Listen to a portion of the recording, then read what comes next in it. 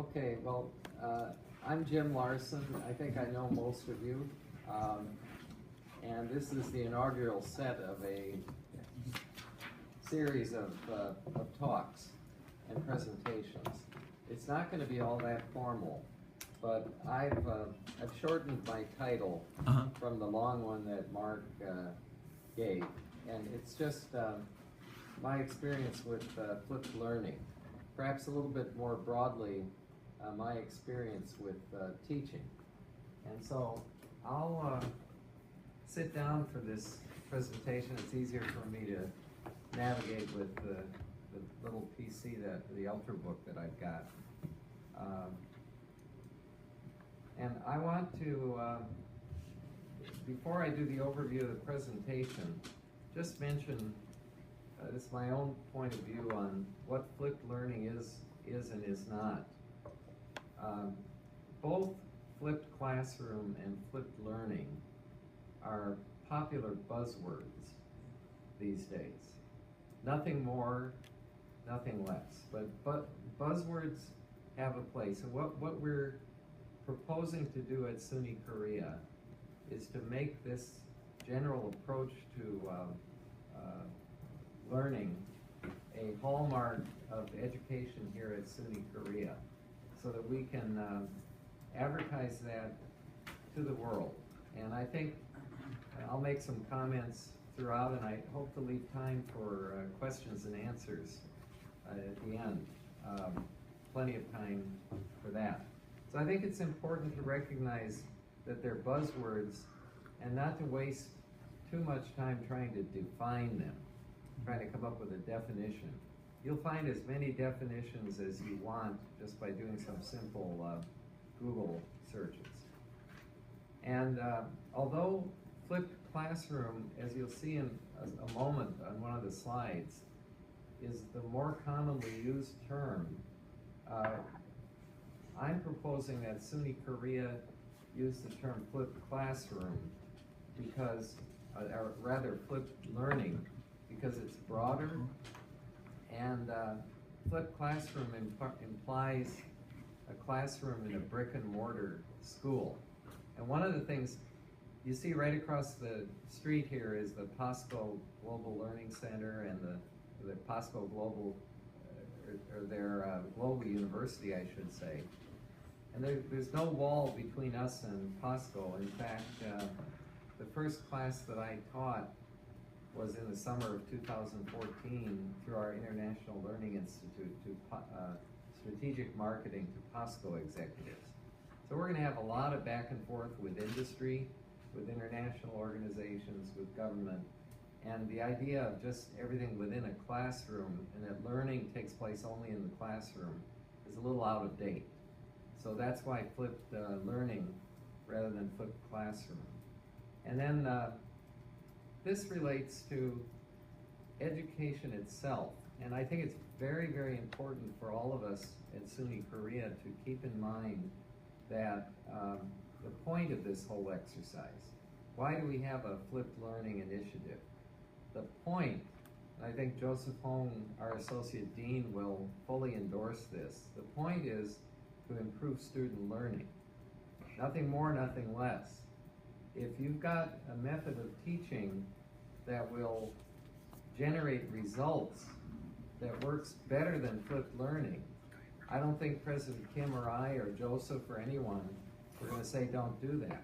Because the goal of all of this, it's very important to keep in mind the goal is improving learning. So the English word education comes from, I studied Latin in junior high school, but I'm not sure if my pronunciation is correct. Educare. Educare means to bring up or to rear. And fundamentally, education involves passing information from one generation to the next. And Korea, no country, including Korea, has a lock on what the best method for education is taking. I mean, education takes place in all of the tribes throughout Africa, for example. And Also, much of education takes place, I'd like to reinforce this, outside the classroom. I came to Korea at age 23 as a Peace Corps volunteer, and I strongly believe to this day I learned more during 2 years of teaching English and living in Korea as a Peace Corps volunteer than in 4 years as an undergraduate at St. Olaf College, classroom teaching. So this is a Google Trends graph. The red line shows from 2012 through the present searches for flipped classroom, and the blue line here is the searches for flipped learning. So as I said, flipped classroom is still more widely used, but we're calling it flipped learning because a broader approach, I think, is more appropriate. And the searches, interestingly, were concentrated in North America, Australia, and a couple of European countries. Not where we are, in Asia. So what does that mean? Well, it may be partly a function of, this is looking at English language searches on Google, but also it may be partly that the East Asian region has not yet adopted the flipped classroom mode as well as others. So this is, as I said, I don't think we should dwell too much on trying to define it, but EDUCAUSE has given this definition of flipped classroom. The flipped classroom is a pedagogical model in which the typical lecture and homework elements of a course are reversed. In other words, you make the reading or the lecture or the video viewing, you make that the homework which precedes the class, and then the class sessions are typically involved in teams working collaboratively to address a project or a problem, and in line with the vision for SUNY Korea, real world problems. We're part of the College of Engineering and Applied Sciences with applied underscored. Applied to me means we're dealing with real world problems. Like in my department, the ICT for Sustainable Development sequence at the undergraduate level, we're trying to look at sustainable development goals. We want to engage our students with those because that's what they're going to face through their lives and through their careers. And this slide shows you some of the advantages, but the blue circle in the middle, it makes learning central rather than teaching. Some of us who have PhDs and who have taught in the 20th century find it difficult maybe to give up the lecture mode, but the lecture is becoming a little bit outdated, as I hope to convince you through this presentation. It also promotes peer interaction and collaboration skills, encourages higher student engagement, fosters independent learning, provides increased individualized attention. So now, in the next few minutes, I'm going to have a three-part presentation. My father was a Lutheran minister, and his sermons were he never preached long. He always preached for about 20 minutes, and people love that. A preacher, just like a university professor who gets up and goes on and on and on, boring to the people in the congregation or the synagogue or the whatever religion you are. So 3 parts. I want to talk briefly about my experience. It makes me feel old, but it's true. I'm a baby boomer, and those of us baby boomers who grew up in the 60s with rock and roll and the moon landing, and we literally, our lives sit astride 2 centuries, the 20th, the 21st. I tell my students, I've got 1 foot firmly planted in the 20th century, another one in the 21st. But the fact that I have the 20th century experience doesn't mean that I'm willing to just go with those old methods. And I'll talk more about that. The second part of the talk, I'll talk a little bit about my encounter with what is widely referred to as flipped learning and the flipped classroom. And then finally, as Mark indicated in the longer title for this presentation, I'll give some examples of technologies, and I put together some slides that show you how I've started to do this. And I am, before I get into this, I just want to stress, I'm not a flipped learning expert, nor am I an evangelist for flipped learning. As Vice President for Academic Affairs, I am somewhat of an evangelist for improving the learning outcomes. I think we want to do even better than Stony Brook University does in New York. And I think we're actually well on the way to that. So over here on the left, I taught, my first teaching job was right out of grad school at Stanford in the Department of Advertising at University of Texas, Austin. Then I moved to Seattle, and I also, from there, actually I moved there because of my research interests in Korea, but my colleagues at the University of Washington didn't care much about what was happening this side of the Pacific, strange though that may seem.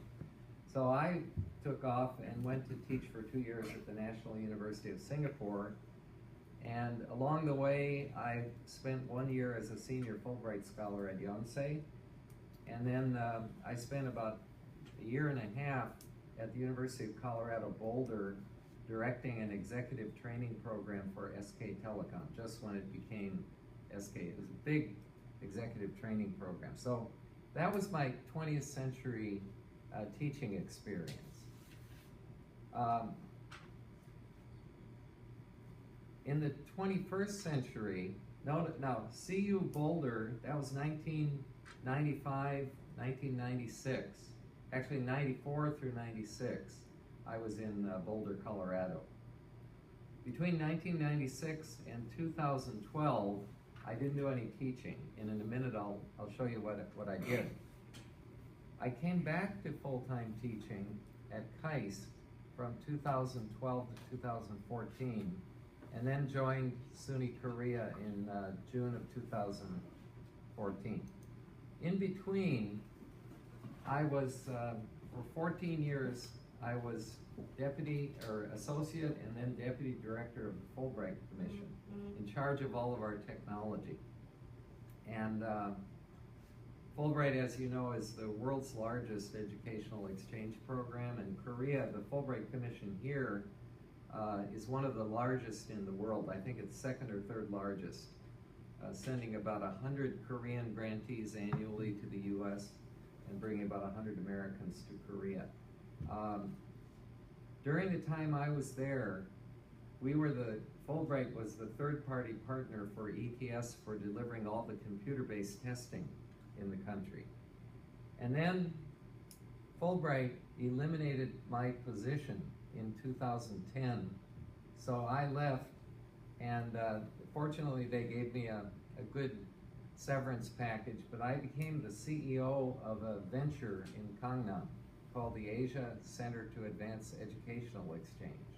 So for all these years, 16, 17 years, I was out of teaching, a hiatus in my career.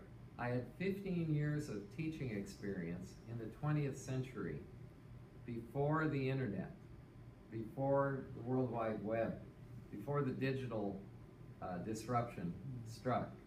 And then I came back to teaching, and that's where I'm coming from here. So I think that flipped learning has a lot to do with the what I call the digital network revolution. 3 things that happened in the middle of the last century, about the time I was born: the invention of the transistor, Claude Shannon's mathematical theory of communication that launched information theory, and then the invention of digital switches and putting them into telephone networks. And the rest is the history of this explosive growth of all kinds of digital information and increases in the human capacity to store, compute, and communicate digital information. When I was teaching back in the 20th century, you know, I remember teaching a large lecture course with almost 200 students at UT Austin. And I would literally I would go through printed readings, I'd go to the library, and we had a graduate assistant whose sole job it was to make slides.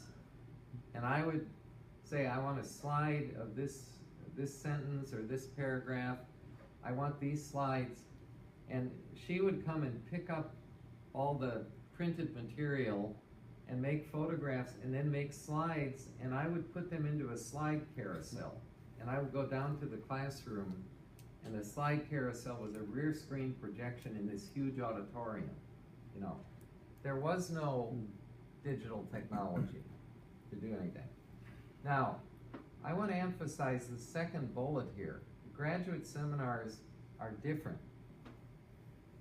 I believe that graduate seminars have always been using a so-called flipped learning mode.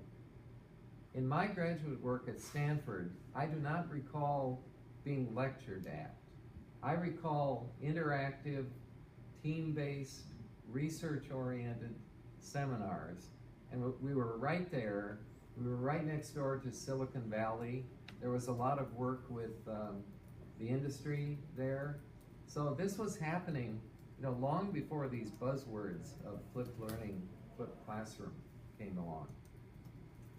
So now teaching has been totally digitally disrupted. We have MOOCs, massive open online courses. We have Google, which has become a verb. It's crept into our language. If you don't Google anything, you're probably not even a university professor these days, because that's how you prepare for your lecture. So the digital disruption affects instructors and students alike. It's the whole sort of environment. And these next few slides just give some statistics from the recent January 2017 Global Digital Snapshot. That is a very, very interesting sort of handy check. And mobile users already constitute 66% of the world's population. And smart mobile devices are diffusing even more rapidly than just mobile telephony. But it's not even. If you look at internet penetration by region, 88% in North America, but only 29% in Africa. In Korea, of course, part of East Asia, but the statistic here is depressed because of China. And I put this slide in just because they're showing the top internet penetration. Actually, the statistics they're using are not quite up to date, because South Korea should be in this left-hand list. They've got Japan at 93%. Depending on how you measure penetration, if it's household penetration, this country would be up in the top 5. But I put it in here because North Korea is ranked number 213, dead last in the world. So what you have in the Korean Peninsula is the world's most highly networked country next to, it's a divided country. The northern half is the world's least networked, so-called internet black hole. Now, this one, I think, is showing the share of web traffic by device. And as of January, 50% of web traffic is mobile. The statistics coming out of the US are even more impressive if you break this down by age. our students, our undergraduate students, they watch more television on smartphones than they do on actual television sets, according to recent survey data, in the U.S. And notice the growth rate, year-on-year change, 30%, mobile phones. Mobile phones are becoming the device of preference. And mobile web traffic is increasing at an incredible rate. And the majority of this traffic is video. So what I call the rise of video is another reason why the old lecture doesn't work. That students may learn more. I'm going to show some examples from seeing some video than from listening to a lecture. Now this is from a McKinsey report, and it's a schematic. I won't talk through the whole thing, but I want to point out this is all about the corporate academy of the future. And I want to underscore this: in-person classroom experiences that are high impact and immersive. Much of my talk today is about new digital media, and I'm using it to present this. But I would submit to you that this increases the power of you as a professor, face-to-face, sitting down, especially with smaller groups of students. If I have a class of 50 students, if they're broken down into teams of 5 or 6, they have more interaction within their teams, but it's also a more meaningful sort of face-to-face communication interaction than the large standing up talking to a large group of 50.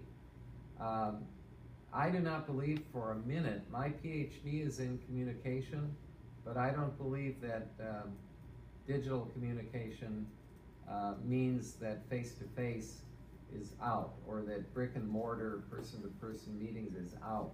It's just that the mix is going to change. And obviously this digital disruption is having a lot of effects. This is from a World Economic Forum survey in 2015. The gray parts over here are those from the survey who said that, 12% said they think that digital media usage is adversely affecting attention span, shortening our attention span. 12%. If we look down, 11% said it's having an adverse effect on long-term memory. 13% mentioned stress, maybe because of information overload. 15% physical health. I have a Fitbit band on my wrist, and this buzzes me every hour. I need to change the default settings. It's advising me to walk 250 steps every hour.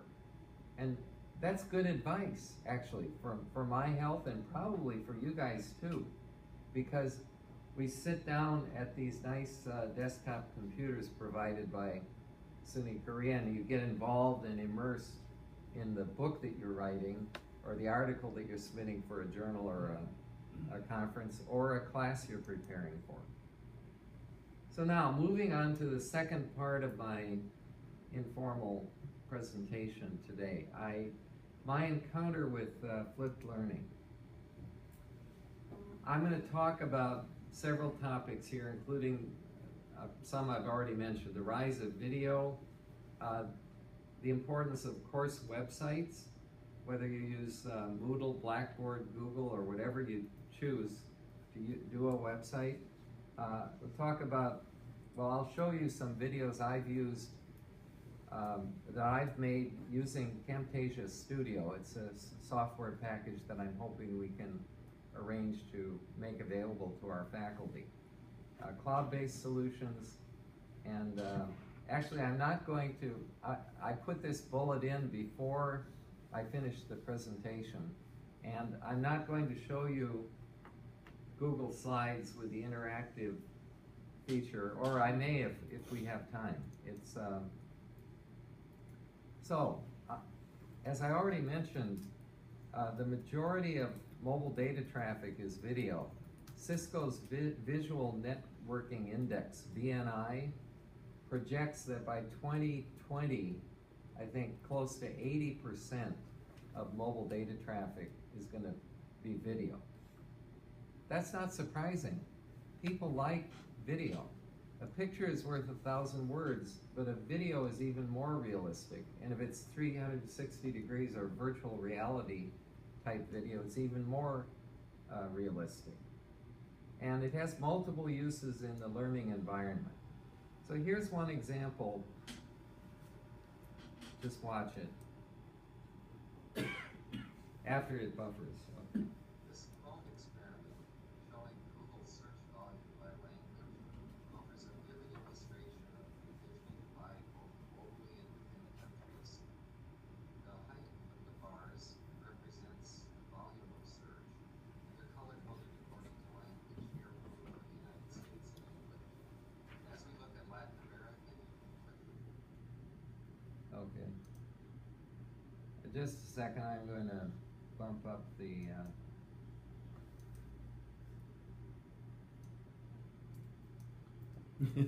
okay.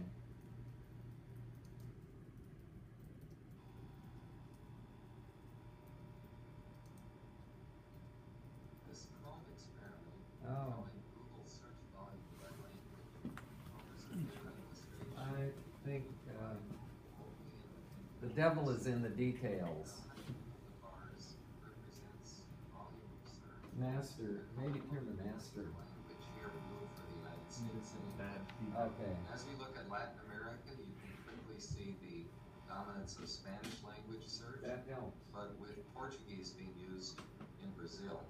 Moving over to Europe, it's very clear each of the major countries in Western and Eastern Europe That's pretty prefer good. their own language. That's good.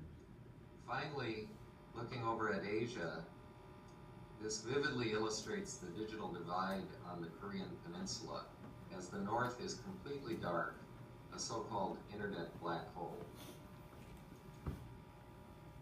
Okay, so I use that in my class, and obviously you're either going to have to do it live or you're going to do it. And I found it easier to go to the globe.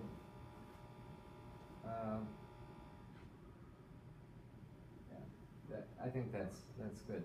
Found it easier to prepare this and then just insert it, embed it in a presentation and have the class look at it.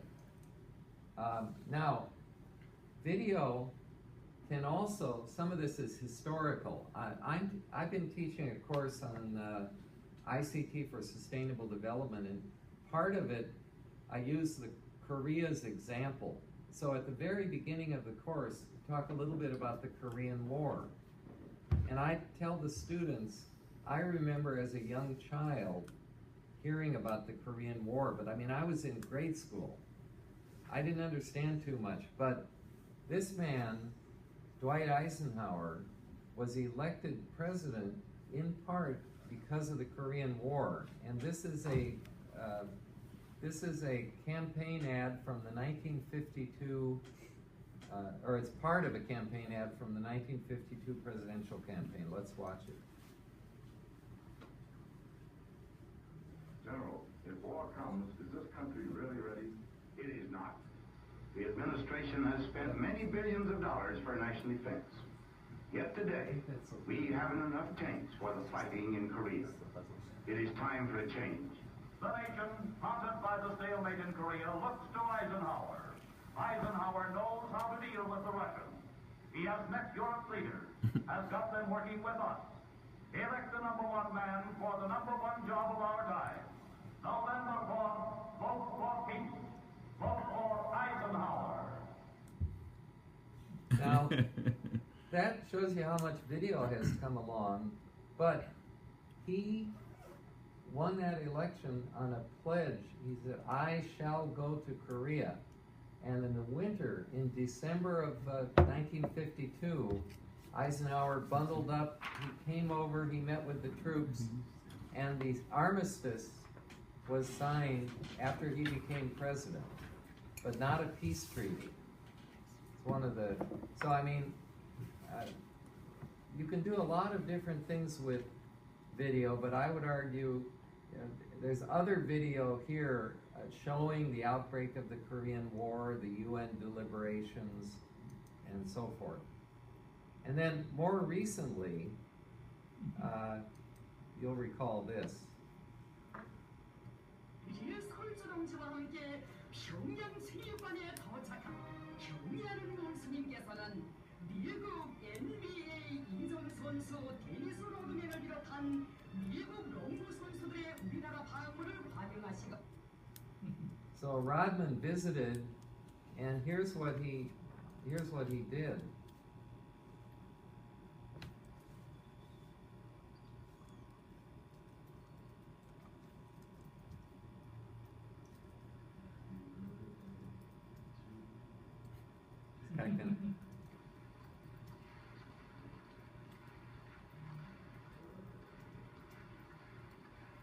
Singing happy birthday to Kim Jong-un.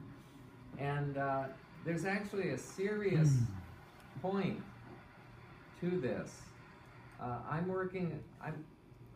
Okay, we'll come to this. I'm working on a book right now, and I've done a YouTube search graph that I'm going to include that shows searches for Dennis Rodman and compares them with searches for North Korea over a couple of years, during which Rodman visited North Korea a couple of times. And the reason this is important is because in the book, we are making the argument that mainstream media only pay attention to Korea when there's a crisis or something strange or bizarre going on. And the result is that government leaders, policymakers, professors, business leaders in Europe and the United States don't know anything, for the most part, about Korea. This is where you start. If you meet someone who's coming from another part of the world, the working assumption at the beginning is that they think Korea is just like China, or that Korea is just like Japan. This is just, I've run into this my whole life. And or it's all North Korea. That's what I get from some now, parts of my this extended next family. video shows you what I did. I had to be in another place. So video can be very helpful to keep you in contact with the students if you're attending a conference or if you have another obligation. So let's take a look at this one.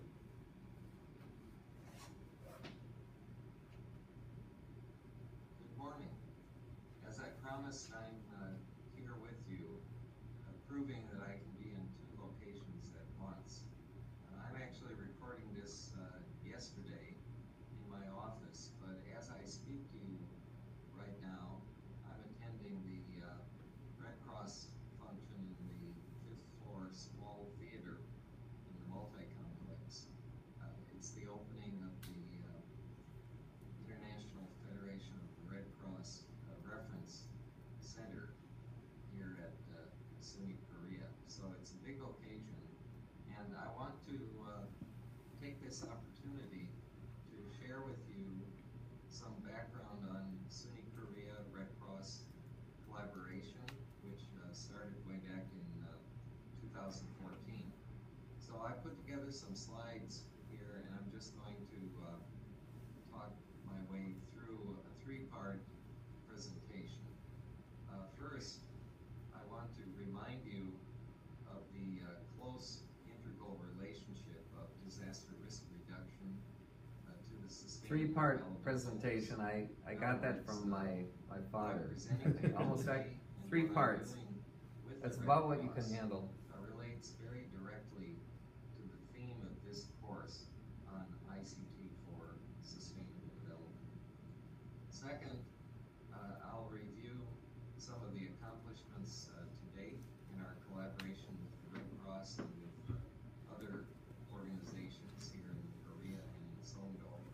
Okay, so you get the picture there.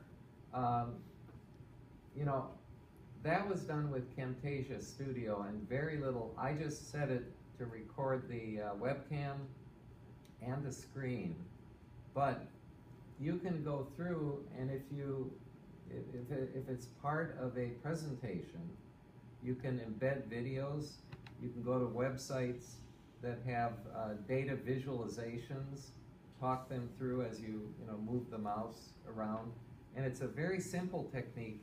I took a course called Power Searching with Google online a couple of years ago. I successfully completed it. I am a power searcher with Google. I've got the certificate, but it was very well done. And I have since used that in one of the courses that I teach, because I think our students, many of them come in, they're highly familiar with Naver, but they just scratch the surface in terms of utilizing what you can actually do with the Google search engine. There's now an advanced version of that course out. So there are other tools available, other sort of digital tools other than video, but here's one that I used at a faculty workshop, and I'll start the video and let myself talk for myself here. Hello, I'm going to show you a little trick and a web app that I discovered last week, because I'm teaching a course, EST 230, which I've got 44 students. So I'm going to sign into Solar, something that you're all very familiar with, and pull up my schedule and go to EST 230, ICT for Sustainable Development. It's a new course being offered here this semester. And I'm going to click on the class roster because I want to copy names here. Now I'm going to download this class roster, and I actually have a copy handy downloaded, which I'll pull up, and here it is. And I'm going to highlight family names and first names here of all 46 students who are enrolled in the course. 45, 46, there we are. So basically, you get the picture there. I highlight, paste in, and then this online app. This video is available, by the way. This online app automatically assigns teams, allows you to choose the size of the teams, give them names, and so forth. It really requires very little time. There's another one, an application, a web app called Teammates that I really like. I was looking around for an application that could help to implement peer evaluation in a flipped learning scenario where you have a class divided, in my case, let's say 35 to 40 students divided into teams of 5 to 6. And I thought, this is going to be unwieldy, but I'll start this video and we'll look at a little bit of it. Okay, so I'm going to show you a solution that I found that may be helpful to you in some of your larger classes when you want to use peer evaluation as a means of helping with the course evaluations.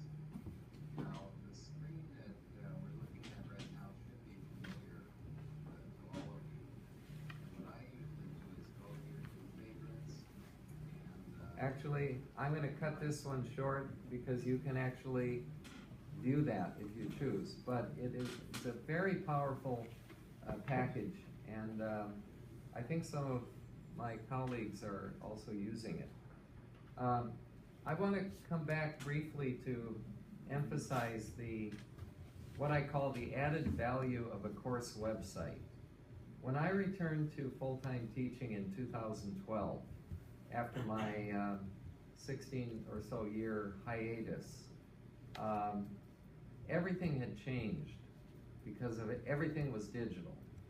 And at KAIS, you know, I walked in and they had the e-desks, and I remember I went into the classroom before my first lecture. I turned on the e-desk, and to my horror, this was 2012, 4th February, Windows XP booted up. 2012, and XP was booting up, and I said, oh my goodness, I'm in for it. And sure enough, during that first semester at KAIS, I saw the blue screen of death, Microsoft blue screen of death, more than once. You know, and it was terrible experience, even at KAIS, the leading science and technology university in Korea. But in addition to the classroom setup, I used a software package, an open source package called Moodle. The KAIST IT Center supported Moodle. And so that was my first experience, because my previous teaching had ended in 1995, before any of this kind of software was available. And Moodle is a pretty good package for putting together all of your course materials online. And that's essentially what is the added value of a course website. Many of you are already doing this using Blackboard, which I personally do not recommend. I turned on Blackboard my very first semester here, and I said, no way am I going to use this. It's too rigid, it's structured, and many professors at Stony Brook and here have the same feeling. But if you like Blackboard, there's no problem with it. Google Sites works well. Other software is available for putting up a website. You can sort of take your pick. My main point that I'd like to stress with all of you today is that the main elements of the course, what in the 20th century we would have called the course syllabus, or the course outline, thinking, of course, of a printed document. Now, the modern way to teach is to have a course website. I just had a conversation with one of my colleagues in Technology and Society this morning. How many of you, raise your hand if you use a course website rather than a syllabus for your classes? Good, I'm glad I see. The zone. Because in line with my earlier argument, this is part of the digital context that is pushing everyone toward so-called flipped learning.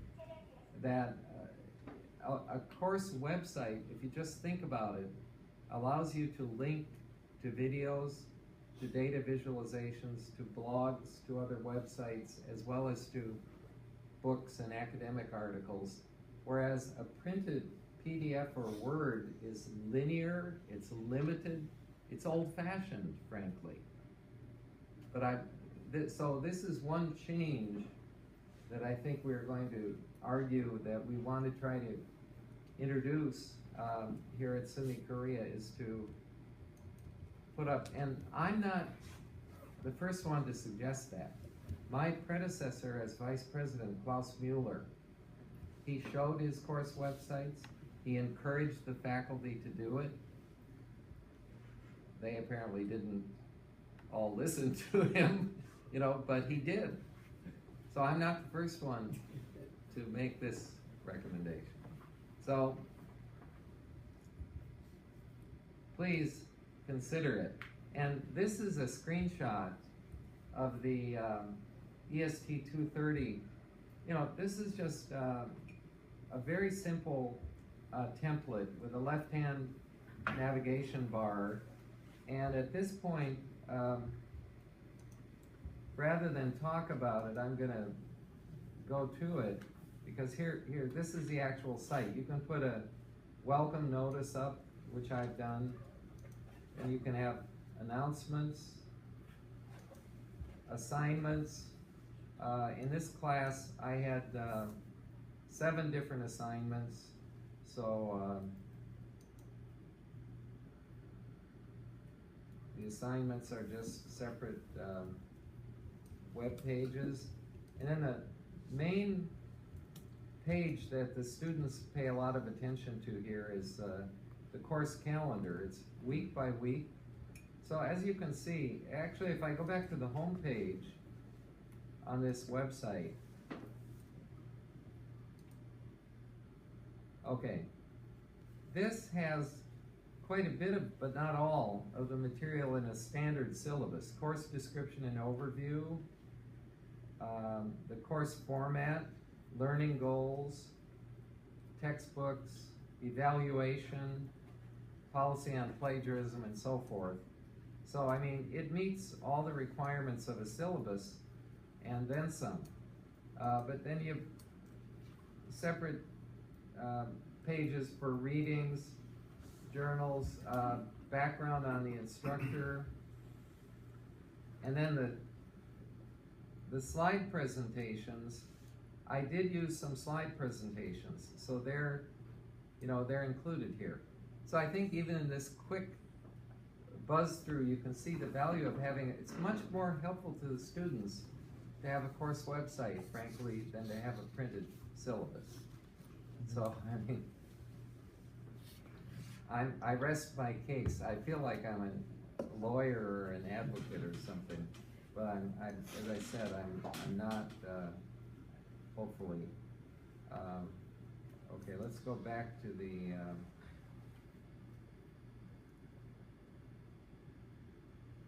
let's see, oh, okay, here we are. So,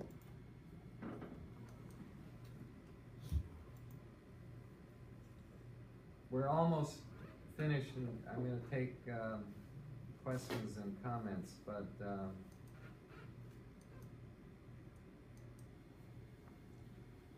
so what we've done so far in terms of implementing, we've created the SUNY Korea Flipped Learning Taskforce, and I'm participating in that ex officio because President Kim asked me to lead this effort, but Mark Whitaker is managing that process. And we've set up shared folders, and we will very soon be launching a website to share online resources as a cloud-based repository for Flipped Classroom.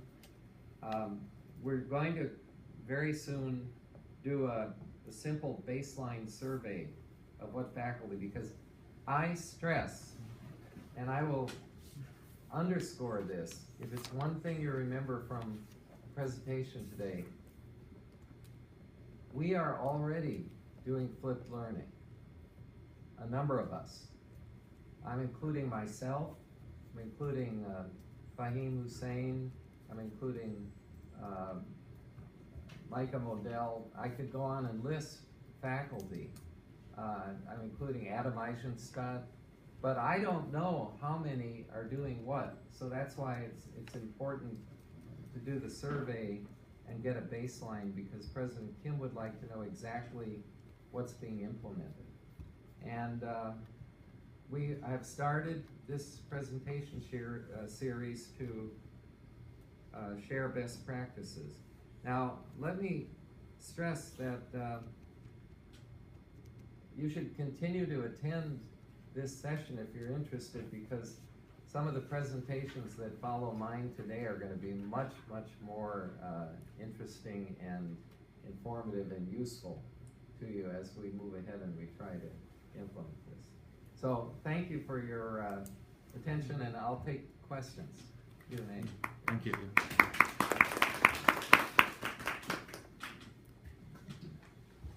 I have announcement, not questions. So President Kim told me, so if a faculty need technical support, for example, if a professor want to operate flipped learning in his classroom, then if he applied 100% flipped learning, President Kim promised that he will provide a new laptop for each faculty who will operate flipped learning 100% in his lectures classroom. So this is good news, assuming that we have a clear yes, idea of what this flipped learning is, because Joseph, when you visited the Taskforce meeting last time, for the first time, I understood that people don't have a clear idea of what flipped learning is. So hopefully from my examples, some of you could see. I mean, flipped learning does not mean that you never give a lecture presentation. It does not. Count the number of class sessions in a semester. And a rigid rule like flipped learning involves you must video everything. That's different. For a MOOC course, everything needs to be, all the lectures and presentations need to be on video. But for flipped learning here on campus, you don't have to do a MOOC course. And I could go on and on. I mean, there are some distinctions here, yes, so. I already explained the various definition of flipped learnings, and then, but anyway, President Kim emphasized if the professor need a laptop to make a lecture video file, and then he will provide it. So he still understands the essential part of flipped learning is upload the lecture video file before the class, before students attend the class. So after students watching our lectures or the course materials, so I also have a suggestion that you should relay, Joseph, to the president, and that is that instead of offering a laptop, some of our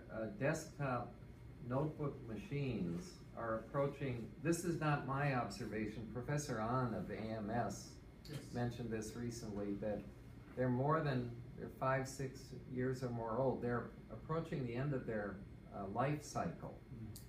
And simply, I would recommend providing the professors with if they have a more recent desktop computer, providing them with a high quality webcam for the desktop.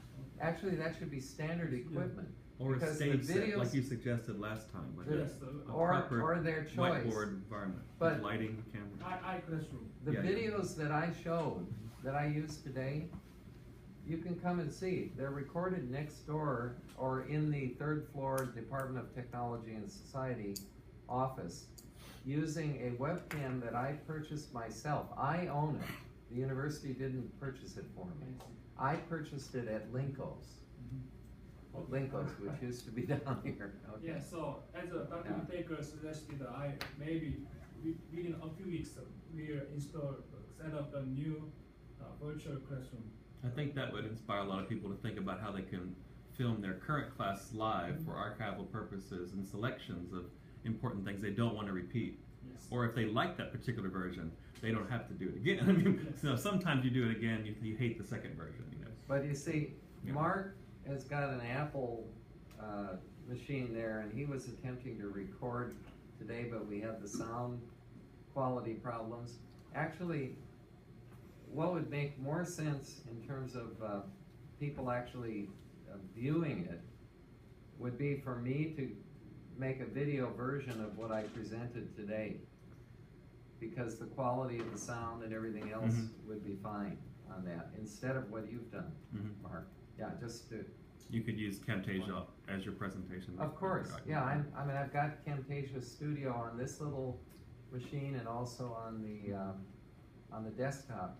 The reason I was, I had a grant, a 2-year grant, that allowed me to use that money to purchase Camtasia Studio.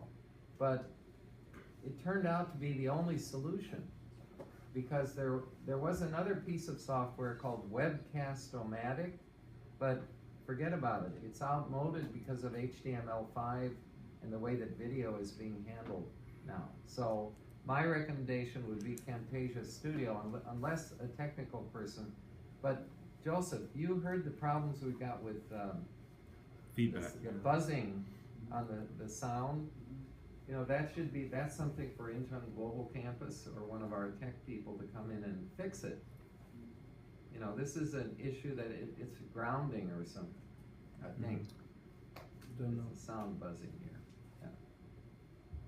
Thank you for your presentation. Yeah. Any other questions? I was also going to say, for those, I mean, I've designed website in the past, and when it's useful, I've done it for classes, but also since basic Word documents have inline links, I've gotten into the habit of using just what I would normally print and give to students. I stopped printing it at all. Sure. I just give them a web link at the beginning of class, and they're already with digital files in their cameras, and so they can look at the syllabus while I talk, even on the first day, with a digital copy.